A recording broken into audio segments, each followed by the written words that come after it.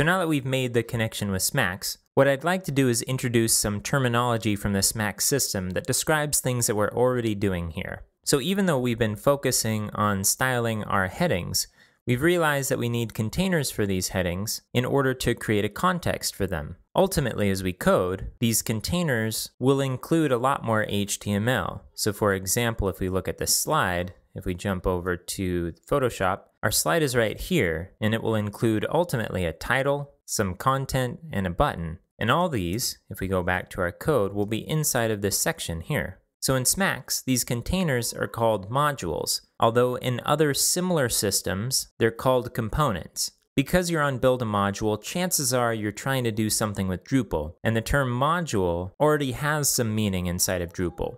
So we'll start to call these components. Now components is more than just a pretty name. It's actually a different way of thinking. I'm going to go back to the mockup here. So instead of thinking about this whole thing as one web page with different elements inside of the web page, we can think about it in terms of components. And we've already kind of taken this approach as we've thought about the boxes that go around the different chunks of content. Now the idea of a component is not just that it's a box, though it is that too, but rather a component is something that should be independent, that can be reused in other parts of the site or moved around on the page where it was originally. A component is self-contained. Eventually, when you start to work with more complicated projects, particularly with web applications that are changing all of the time and adding new features and new parts of the interface, you'll find that taking a component-based approach means that you can easily replicate certain parts of the interface.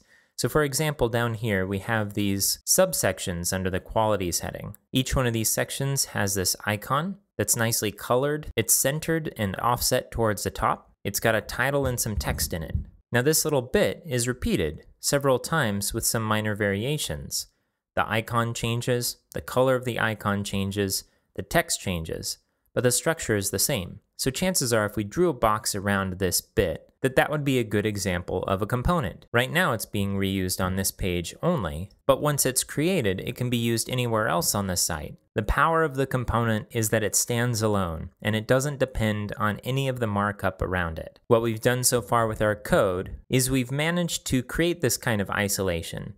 So if we see each one of these sections as a component, we've coded the CSS so that the CSS only affects this component. So we can move these components around on the page without having to worry about the structure or CSS of the HTML that we might plug it into. Another thing to note is that because components stand alone, they can exist within other components.